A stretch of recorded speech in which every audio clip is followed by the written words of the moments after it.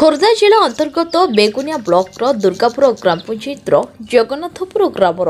स्वर्गत भास्कर साहू स्त्री मीनाक्षी साहू को एक संगठन जार नाम नूतन फाउंडेशन यह असहाय परिवार को साहाय्यर हाथ बढ़ाई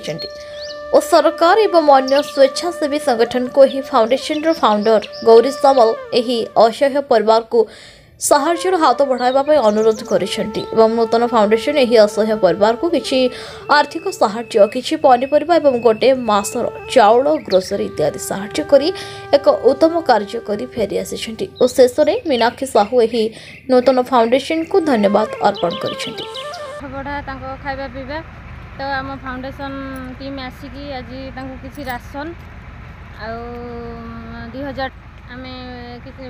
फाउंडेशन तरफ किसी राशन टंका 2000 आर्थिक सहायता प्रदान करिछु। सरकार को एति अनुरोध जे तांको परिवार को किसी साहाय्य करले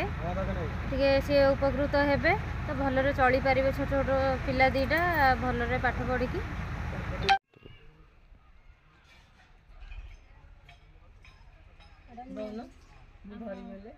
फाउंडेशन तरफ किसी राशन टंका 2000 अधिक किसी दे पारनु आम जी है दौचु आपड़ टे भलरे रुहतु ये प्रार्थना ठाकुर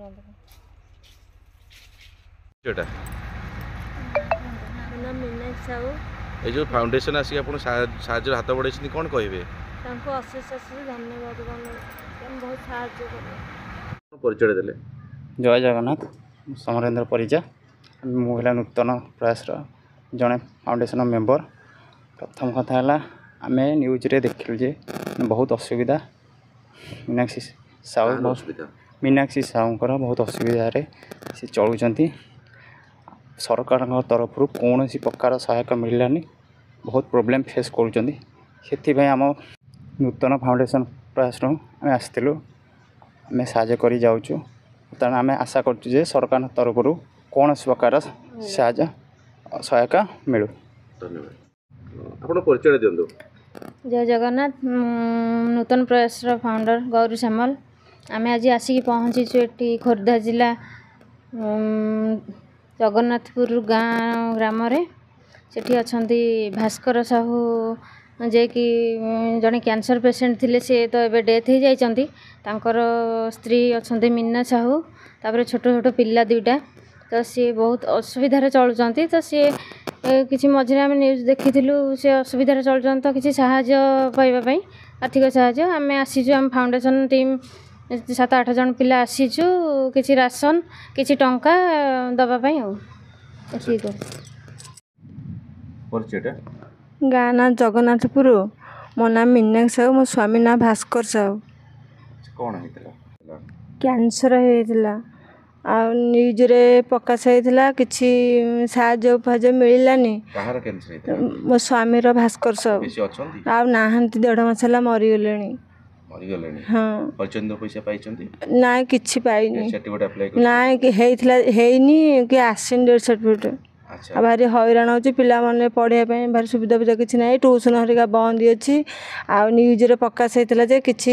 आसी कि मिल ना नूतन फाउंडेशन आईसी साहाय्य कर कौन कहबे कौन कहबे समाजसेवी जो अशेष धन्यवाद कर। नमस्ते जय जगन्नाथ मो ना चैतन्य दास मु नूतन प्रयास फाउंडेशन तरफ आमर मेंबर मैंने सब आसु एठी खोर्धा जिलार जगन्नाथपुर ग्राम जड़े भास्कर साहू और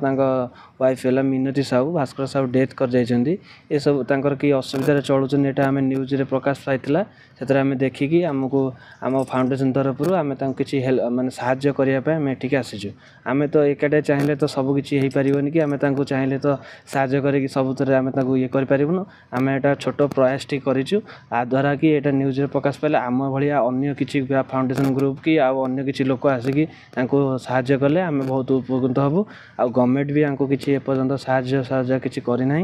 आम गवर्नमेंट पाखे भी अपील कर गवर्नमेंट जहाँ स्कीम अच्छे से साहाय्य मिले बहुत उपकृत हे से। ଖୋର୍ଦ୍ଧାରୁ ପ୍ରିୟଙ୍କା ମହାପାତ୍ରଙ୍କ ରିପୋର୍ଟ ନ୍ୟୁଜ୍ ଉପାନ୍ତ ଖବର।